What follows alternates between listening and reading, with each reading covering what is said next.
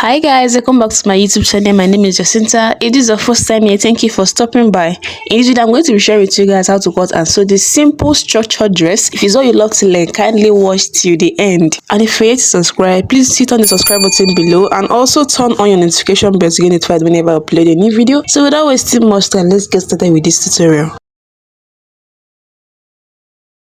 I'll be making use of a velvet fabric and I'll be needing 2 yards. I'll also be using 1 yard of lining, 1 yard of hard gum stay and 1 yard of soft gum stay. It's either you use a gum stay or use a peplum gum. Anyone, just make sure you get the hard one and the soft one. Starting off with the pattern drafting, from the tip of my pattern paper, I will mark 1 inch downwards and square across. I will label that my shoulder line. Placing my tape on the shoulder line, I will mark half of my shoulder measurement, which is 8 inches. From the shoulder also, I will mark 10 inches downwards for my bust point and 16.5 inches for my half length. Okay, my half length is 16 inches plus half inch for joining the skirt part. I'll square across and label these lines. For my shoulder slope, I will mark 1.5 inches downwards for my shoulder line and I'll come in by 3.5 inches for my neck width and connect it to the 1.5 inches I came down by for my shoulder slope. I'll also mark 3.5 inches for my neck depth and connect with a curve. Placing my tape on the shoulder slope, I'll mark 7 inches downwards for my armhole level and connect with a straight line. On the point where the armhole level ended, I'll extend the line and level that the chest line. Now I'm going to mark quarter of my bust circumference on the chest line, but before I do that, I'm going to minus 1 inch from my round bust measurement. That is my bust circumference. This is because this fabric is very stretchy. Fabric is very stretchy, so I have to minus 1 inch from my bust circumference before dividing by 4. I marked part of my bust circumference on the chest line and added extra 1.5 inches sewing allowance. I marked the midpoint of this straight line. On that midpoint, I came in by ½ inch, then used my curved ruler to connect from my shoulder slope to the ½ inch I came in by to put up my bust circumference that I marked on the chest line to form my armhole curve. On the bust line, I marked part of my bust circumference after minusing 1 inch and added extra 1.5 inches sewing allowance. And on the waistline, I did exactly the same. I minus 1 inch from my waist circumference before dividing by 4, and I also added 1.5 inch sewing allowance. Note that I do not add that to this dress because the fabric I'm making use of is very stretchy. You can add that if you wish, but that's totally optional. I connected my marks and went ahead to cut it out.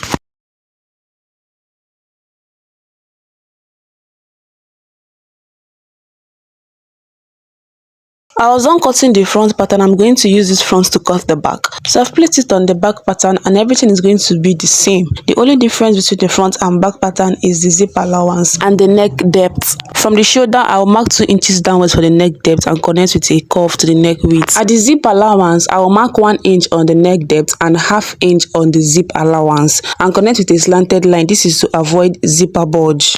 Afterwards, I'll go ahead and cut this out.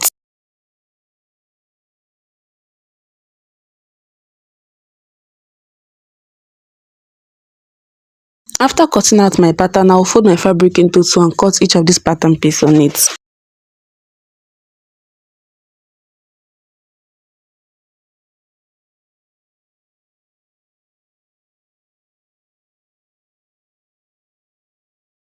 I was done cutting the upper part. Now I'm going to cut the skirt part and I'm going to use my lining to cut the skirt. Okay, so I'm gonna head to fold it into 2 and I'm going to pin it down. The full length of this skirt from my waist is 20 inches. I added 1 inch for joining at the upper part and turning with lining at the bottom part, making it 21 inches. So I'm marking 21 inches for the length. So I'm going to mark the waistline, which is where the measurements are going to start from, and square across. On the waistline, I will mark part of my waist circumference and add 1.5 inches sewing allowance. Also from the waistline, I will mark 9 inches downwards for my hip length and I will impute part of my hip circumference on that line and add extra 1.5 inches sewing allowance. I will also add 1.5 inches for the extra hip that will form the structure, okay, making it 3 inches allowance on the hip line. So if you want that hip area to protrude very well, you can make it 2 inches or even 2.5, depends on how obvious you want it to be. But if you don't want it too much, you can do 1.5 or 1 inch. Whatever measurement I marked on the hip is what I'm going to mark on the full length, quarter of the hip circumference and the extra 3 inches. Okay, if you want yours to be a line, you can as well go ahead and make that down part to be a line. After marking, I'll connect the measurements and cut it out.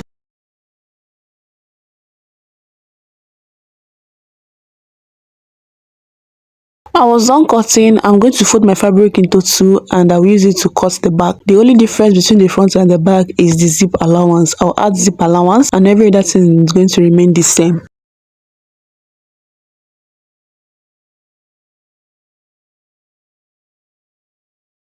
I was done cutting. Now I'm going to be cutting it on the main fabric.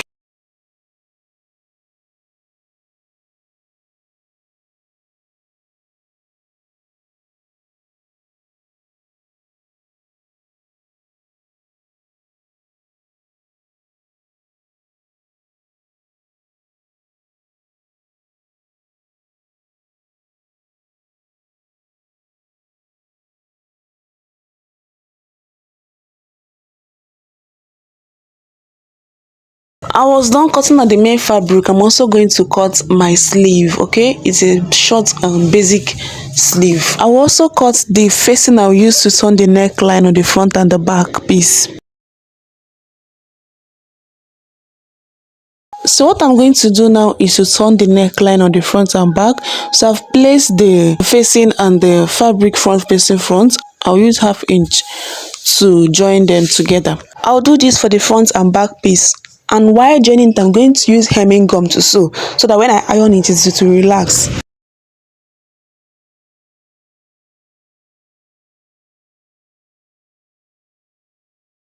So this is the skirt part. I have gummed the hard gum stay on the main fabric, that is on the velvet material, and the light gum stay is on the lining. So I'm marking 1/2 inch from the waistline of the skirt part.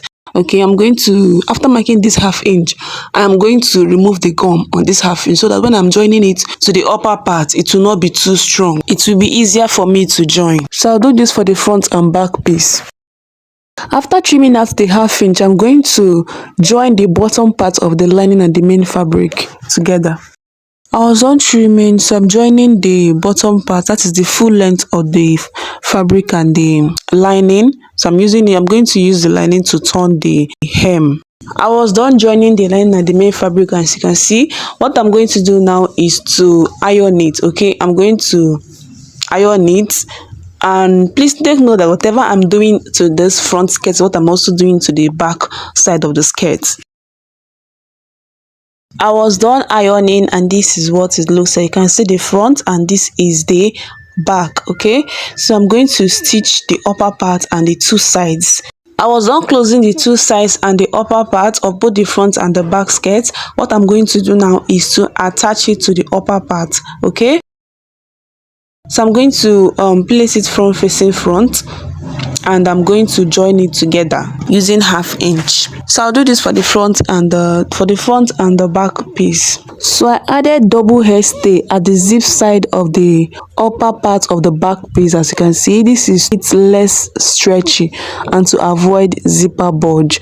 Please do that, is very important. So I'm trimming out the excess gum on this skirt part. So after trimming it, I'll attach the upper part of this back piece.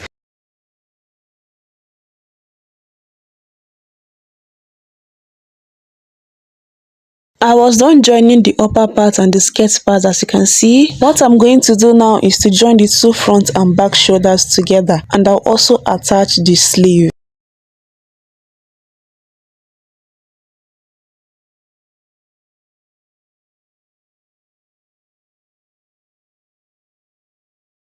I was done with that. As you can see, what I'm going to do now is to turn to the wrong side and I'm going to close the zip allowance. Okay, I'm going to close the zip allowance with 1 inch and the two sides I'm going to close it with 1.5 inch. So I'm also going to attach the zip. So for my waistline, I marked 5 inches downwards, but when I finished attaching the zip, it was giving me difficulties because the zip was too short. So when attaching your own zip, mark 7 inches downwards from the hip, from the waist. So this is where I'm going to be attaching the zip, and the rest of the zip allowance, I'm going to close it using 1 inch. Then the two sides, I'm going to close it with 1.5 inch. And that will be all for the cutting and sewing of this dress. If you find this video helpful and you've learned something, please hit on the subscribe button below, like, share and drop a comment, and do not forget to turn on your notification bell so you get notified whenever I upload a new video. So this was the final look of this dress on me. As you can see, the hip is not obvious. Okay, the hip is not obvious because I later reduced it to 1 inch. If you want to get the results you are seeing on this picture up here, leave it at 1.5. Thanks for watching and see you guys in my next tutorial.